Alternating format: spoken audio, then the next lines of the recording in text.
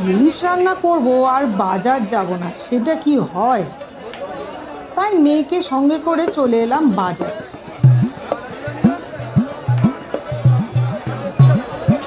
বাজারে কত রকমের মাছ, কিন্তু ইলিশ কিনবো এটা ভেবেই এসেছিলাম।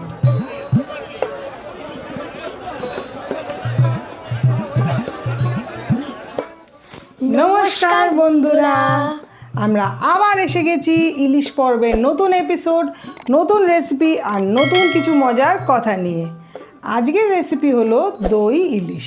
এইটা কিন্তু একটা অদ্ভুত অভিনব রেসিপি, যেটাতে দইয়ের একটু টক ভাবও থাকবে, চিনির একটু মিষ্টতাও থাকবে, আর কাঁচা লঙ্কার একটু ঝালও থাকবে, যেটাকে বলে টক ঝাল ইলিশ।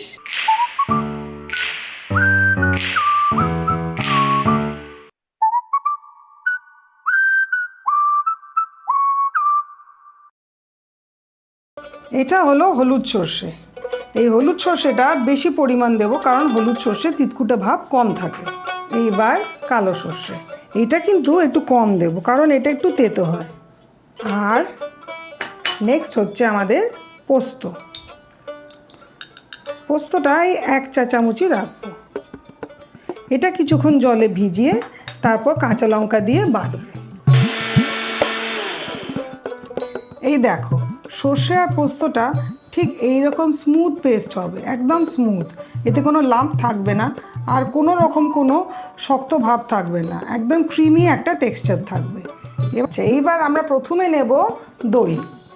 দইটাকে একটু ভালো করে আগে ফেটিয়ে নেব, কারণ দইতে লাম্প থাকলে একদম চলবে না। এটাতে আছে প্রায় 200 গ্রাম মতন দই। 200 গ্রাম, হ্যাঁ 200 গ্রামই হবে, 200 গ্রাম মতন দই আছে। এটা কিন্তু আমরা পুরোটাই নেব। আচ্ছা, এতে দেব প্রথমত একটু চিনি, যেটা দই ইলিশে মাস্ট। তারপর আমরা দেব সামান্য একটু নুন।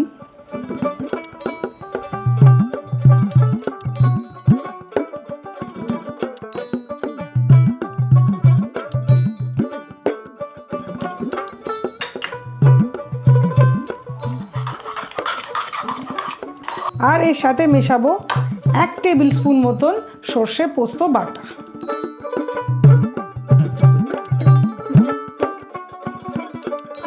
এতে হলুদ কিন্তু অপশনাল, কেউ কেউ দেয় কেউ কেউ দেয় না, আমি 1 চিমটি দিই। আর সব থেকে দরকারি উপকরণ হচ্ছে সর্ষের তেল।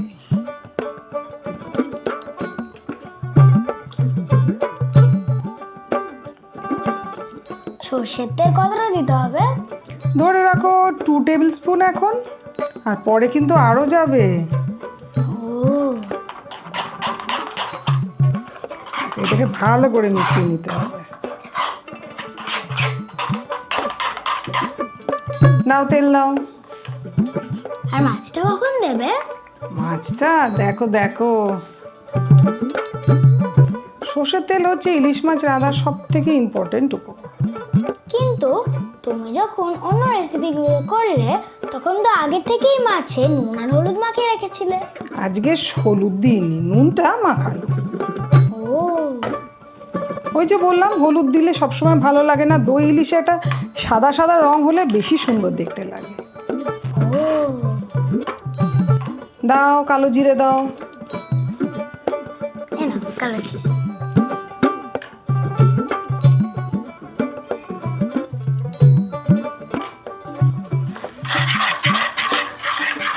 কাঁচা লঙ্কা দাও। কাঁচা লঙ্কা। তুমি কি একটু ঝাল ঝাল দই ইলিশ খাবে, না মিষ্টি মিষ্টি? দুটোই, মাত্র দুটোই চাই। ওকে, তাহলে দিয়ে দিলাম আমি 4টে কাঁচা লঙ্কা। এবার একটু নাড়িয়ে চাড়িয়ে নেবো, তবে গ্যাসটা বন্ধ করে, কারণ লঙ্কা পুড়ে গেলে ভালো লাগে না। সরি। এবার দিয়ে দেবো এইটা, ব্যাটারটা।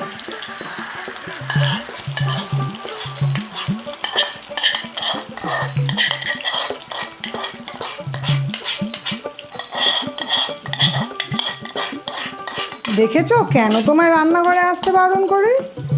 তাহলে রান্নাঘরে না আসলে কি করব? দূর থেকে শিখবে আর পড়াশোনা করবে। একটু জল দিয়ে নেবো, যে দইটা ছিল সেটাকে ভালো করে গুলিয়ে গ্রেভিতে ঢেলে দেবো, যাতে গ্রেভিটা খুব টাইট না হয়ে যায়।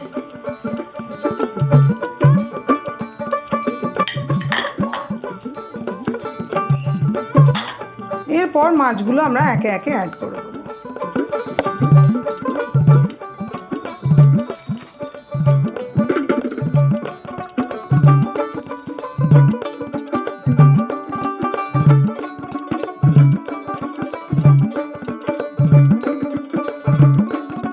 এবার আমরা সব কটা মাছ গ্রেভিতে অ্যাড করে দিয়েছি, কিন্তু হবে কখন এটা শেষ? ওয়েট পেশেন্টলি, মানে ধৈর্য ধরে অপেক্ষা করতে হবে। এটা কিন্তু একদম লো ফ্লেমে, দেখো একদম লো ফ্লেমে আস্তে আস্তে ফুটবে, তবেই তো টেস্টটা বাড়বে। কেন হাই করে দাও? না, চাপা দিয়ে দাও। ঠিক আছে, কিন্তু চাপা দিয়ে কতক্ষণ রাখতে হবে? ধরে রাখো 15 মিনিট। মাঝে একবার গ্যাপ দিয়ে একবার আমি উল্টে দেবো, দেওয়ার পরই মাছ ডান। কিরম গন্ধ বেরোচ্ছে? একটু খুলে দেখো এবার। আমি খুলবো। আচ্ছা খোলো। পারবে না, আমি খুলি। গরম গরম গরম। এই দেখো, সুন্দর গন্ধ। এইবার এইগুলোকে একবার করে টার্ন করে দেবো, মানে উল্টে দেবো, যাতে এই পিঠটাও হয়ে যায় ওই পিঠটাও হয়ে যায়। ঠিক আছে, আরেকটা পিঠ উল্টোলাম। এবার আরেকবার চাপা দিয়ে 5 থেকে 7 মিনিট এটাকে আমরা ফুটতে দেবো। এই যে অপেক্ষা শেষ হয়ে গেছে তোমার দই ইলিশ। খুলবো? হ্যাঁ।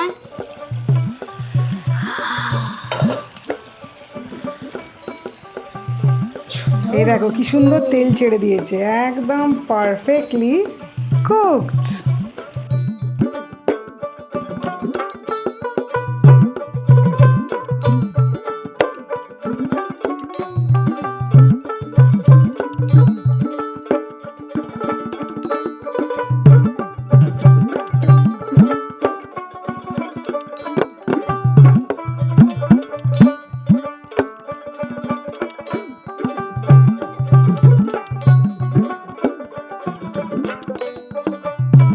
আগে খাওয়া নয়, আগে বলা যেটা, সেটা হচ্ছে আমাদের ইউটিউব চ্যানেলকে নিশ্চয়ই করে সাবস্ক্রাইব করবে, আমাদের ইনস্টাগ্রাম ফেসবুককে ফলো করবে, আর ভালো ভালো রেসিপির জন্য নিশ্চয়ই করে কিন্তু বারবার আসতে হবে।